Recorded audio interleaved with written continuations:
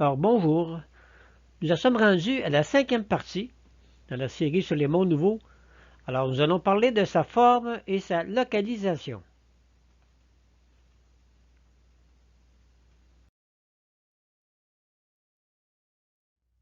Simple rappel, comme spécifié dans tous les diaporamas, l'information présentée dans cette série de vidéos est en grande partie tirée de l'œuvre de Mme Adéla Tremblay-Sergerie.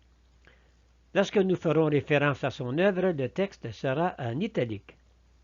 Dans nos textes, comme dans ceux de Mme Adéla Tremblay-Sergerie, le terme « homme » désigne dans notre pensée à la fois les hommes et les femmes. Si vous avez des questions ou des commentaires, n'hésitez pas à communiquer avec nous.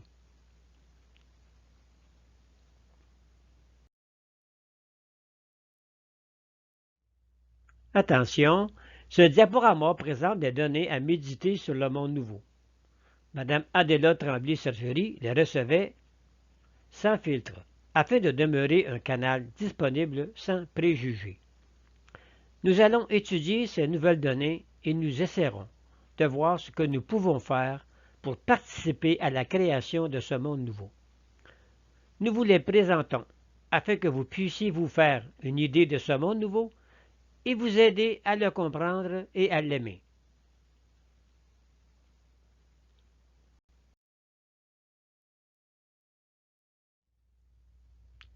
Le monde nouveau.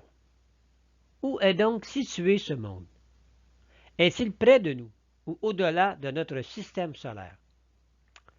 Dans une communication reçue en mai 1978, Mme Adéla Tremblay-Sergerie définit que les nouvelles instructions serviront à créer un nouveau modèle d'homme et un nouveau modèle de monde. Ce nouveau modèle de monde prendra la forme d'une nébuleuse qui finira par éclater, et pour donner naissance à des mondes individuels. Plus il y aura de conscience active, plus il y aura d'énergie, et plus la nébuleuse grossira.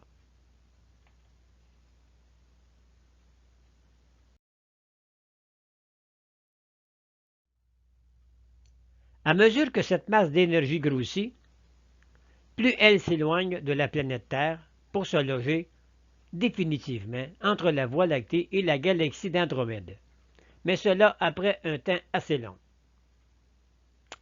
Dans une autre communication reçue en septembre 1978, Mme Adéla Tremblay-Sergerie nous dit ceci.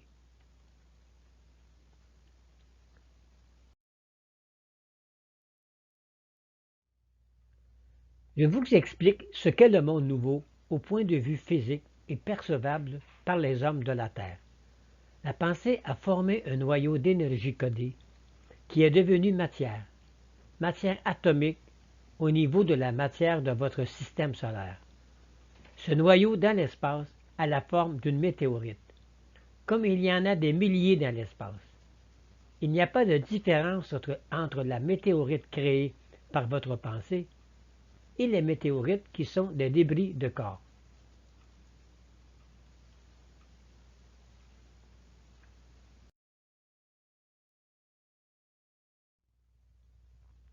Cette météorite n'en est cependant pas une, puisqu'elle est active et qu'elle se construit au lieu de se dégrader.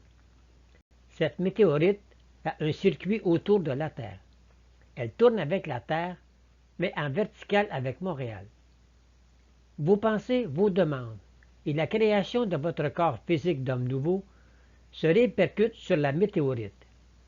Donc elle grossit et elle continuera à grossir à mesure que vous allez prendre de la puissance vous-même.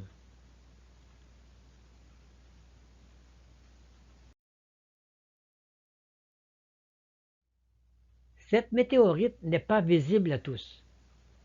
Elle est semi-spirituelle.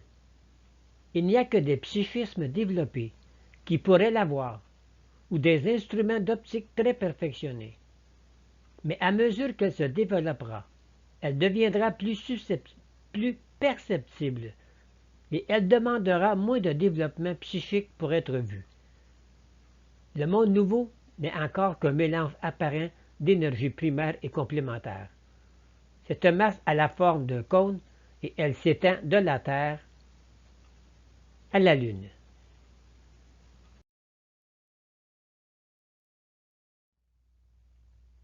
Ces deux communications nous laissent perplexes.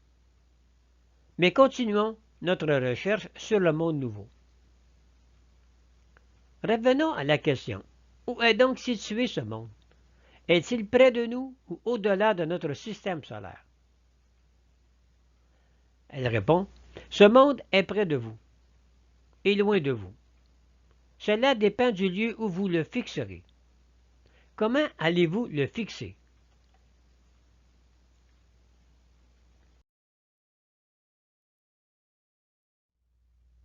D'abord en dessinant chaque phase. En le dessinant, vous commencez la construction de ce monde dans l'énergie. Il est commencé, mais il n'est pas fixe. Il n'y a rien dessus. À mesure que vous fixerez les phases de la formation de ce monde, vos pouvoirs se développeront. Et lorsqu'il sera assez muni de tout ce qui peut servir à l'homme, vous aurez une période d'inconscience et quand vous reprendrez votre conscience, vous serez ailleurs.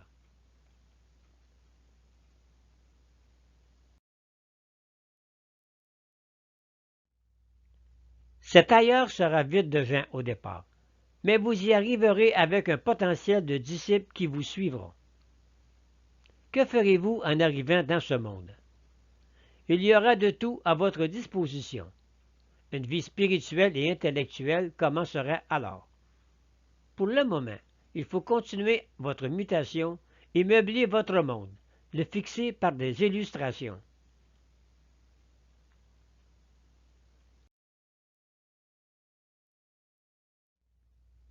Il faut vivre cette mutation et cette construction de monde. C'est pour cela que la Terre est votre tremplin. Ce qui vous arrive semble dépasser tout ce que vous n'avez jamais lu et même jamais rêvé. Mais il faut bien le comprendre, c'est un monde nouveau. Tu vas le construire jour par jour, puis tu vas lui dire ce que tu veux qu'il produise. Tu vas lui faire produire des fruits, des plantes nourricières, de l'eau, des animaux très beaux pour équilibrer le climat de la planète.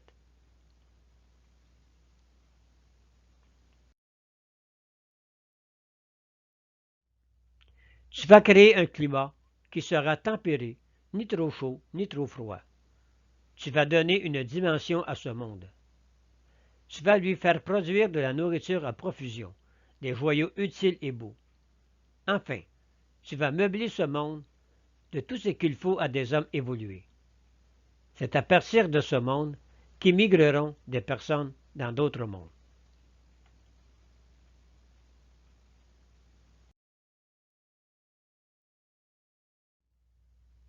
Quand la maturité sera terminée, tu auras à prendre possession du monde que vous avez créé. Cette prise de possession sera faite par ton corps physique, mais en extension. L'extension du corps est réelle. Ce sont des cellules du corps qui s'allongent physiquement tout en gardant la forme osseuse fixée à la terre. Prendre possession veut dire s'y établir, s'y installer et faire progresser la création.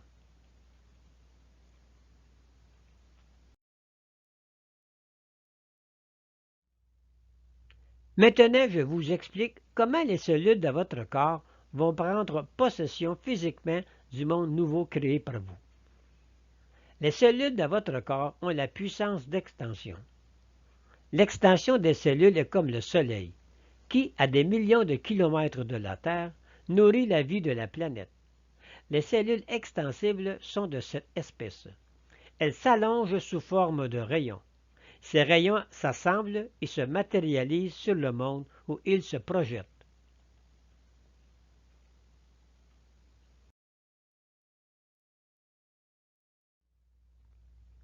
Pour pour vous permettre de mieux comprendre, j'explique ce qu'est le corps extensible. Le corps physique extensible est le rayonnement de votre corps physique terrestre, à l'exemple du rayonnement d'une ampoule électrique. Sa présence peut être projetée n'importe où dans l'univers, et surtout sur le monde nouveau que nous sommes à créer. Il donne une supériorité très grande au corps terrestre. Ce corps extensible est celui de vos pouvoirs.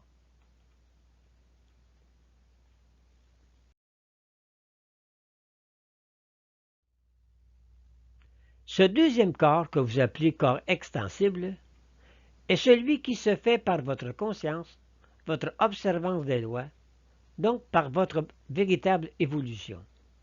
Ce corps est d'une autre structure que le corps terrestre, mais il se marie parfaitement au corps terrestre, et il lui donne toutes ses qualités. Le corps extensible est pour ainsi dire l'enfant du corps terrestre. Il prend de la puissance au fur et à mesure qu'il rend ses services.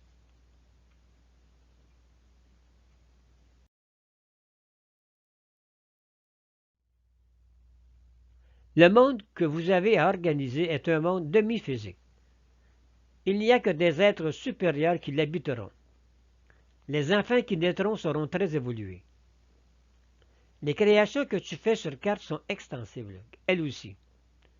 Il n'y a qu'à dire à l'objet créé, va te matérialiser sur le monde 6, et l'objet se matérialisera sur le monde 6. Pour le moment, ne pensez qu'à prendre possession de votre monde 6, c'est-à-dire le dessiner, le mesurer et y penser.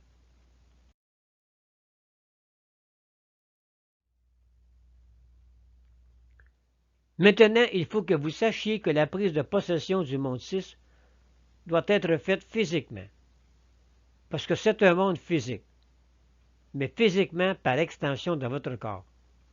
Une extension qui se matérialise sur place et qui fait un être physique comme celui qui est à l'origine.